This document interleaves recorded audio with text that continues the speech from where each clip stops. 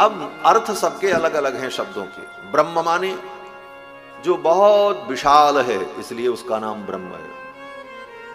महतो महीयान, बृहत्वात् ब्रह्मणत्वाच्च ब्रह्मरित्य विधीयते।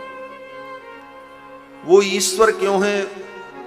बोले वो ईश्वर इसलिए है कि वो माया और जीव इन दोनों पर शासन करता है। ईश नियमने, ईश नियमने, ये धातु है व्याकरण में। जो सबका नियमन करता है, सब पर शासन करता है, इसलिए वो ईश्वर है।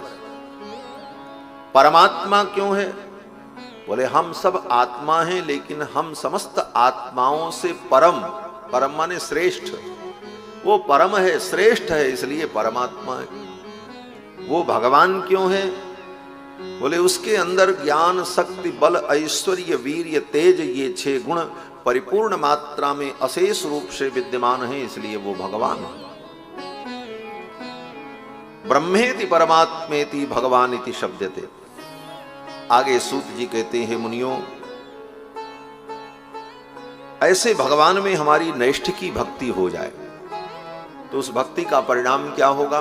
बोले भगवत तत्व विज्ञान होगा। भगवत तत्व विज्ञान का मतलब भगवत तत्व का ठीक ठीक ज्ञान हमें हो जाएगा। और भगवत तत्व विज्ञान होने पर भगवत तत्व विज्ञानम मुक्त संगस्य जायते। जो मुक्त संग हैं, भगवान के प्रेमी भक्त हैं, ऐसे भक्तों का अगर संग मिला तो ये भगवत तत्व विज्ञान हमारे आपके जीवन में आ जाएगा। इसका परिणाम क्या होगा? बोले भिद्यते हृदय ग्रंथिश्छिद्यन्ते सर्व संशयः। भिद्यते हृदय ग्रंथि, आपके हृदय में जो गांठ है वो गांठ खुल जाएगी। बोले गांठ खोलने की कौन जरूरत है, गांठ पड़ी रहने दो। बोले शरीर में कहीं कोई गांठ रहेगी तो कैंसर हो जाएगी, आने वाले समय में दुख देगी। शरीर के मांस में भी कोई गांठ हो जाए तो कैंसर बन जाती है, असाध्य रोग हो जाता है जो तुम्हारे जीवन को ले बीतता है। उसी प्रकार मन में, चित्त में, बुद्धि में अज्ञान की ग्रंथि अगर पड़ी रही तो ये कितने जन्मों तक दुख देगा, इसका कोई ठिकाना नहीं। इसलिए भिद्यते हृदय ग्रंथि, हृदय की ग्रंथियों का भेदन हो जाए। छिद्यन्ते सर्व संशयाः, जो सारे संशय हैं वो हमारे जीवन के छिन्न हो जाए। क्षीयन्ते चास्य कर्माणि दृष्ट एवात्मनीश्वरे। और इसके बाद भगवत तत्व विज्ञान हो जाने पर क्षीयन्ते चास्य कर्माणि, जितने तुम्हारे कर्म हैं वो सब कर्म नष्ट हो जाए। ये कर्म को भी नष्ट करना बहुत जरूरी है।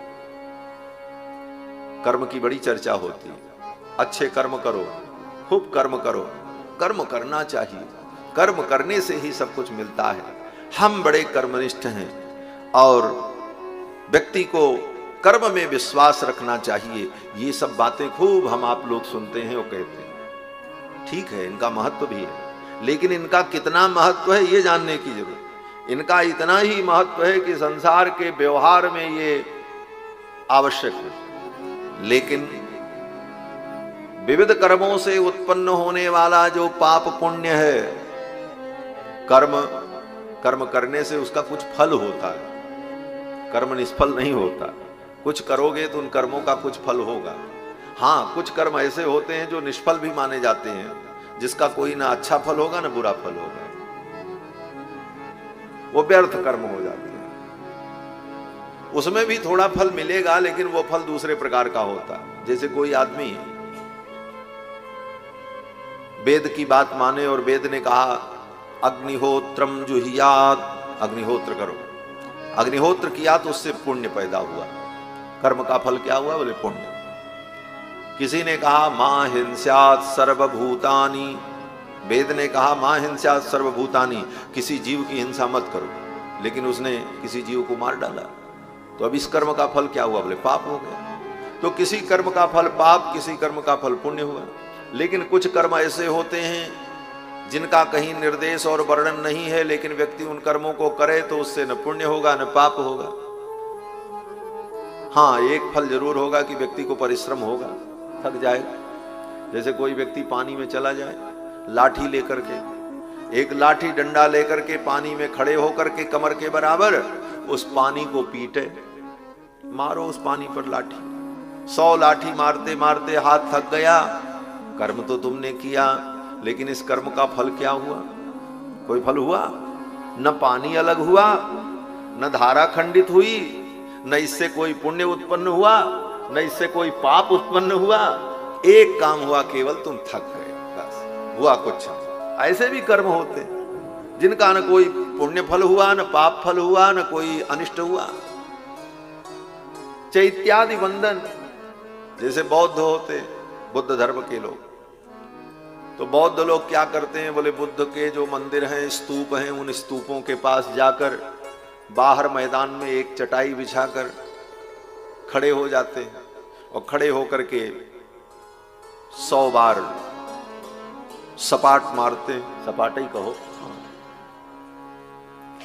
साष्टांग प्रणाम जैसे किया जाता वैसे ही 100 बार, 500 बार, 1000 बार, जिसका जितना सामर्थ्य होता है करते हैं। बीच में थक जाते हैं तो अपना चाय वो काफी ओफी पीते रहते हैं, फिर करते रहते हैं, जाकर के देखो बोध गया इत्यादि में। तो वो चैत्य वंदन कर्म बोले वो भी व्यर्थ है, ना उससे कोई पुण्य होता, ना उससे कोई पाप होता, मूर्खता पूर्ण कार्य। चैत्य वंदन केवल श्रम होता है। तो जो कर्म है, जिन कर्मों का फल होता है पाप और पुण्य, उन कर्मों के कारण बंधन होता है। पाप और पुण्य ये दोनों कर्म बंधन के कारण है।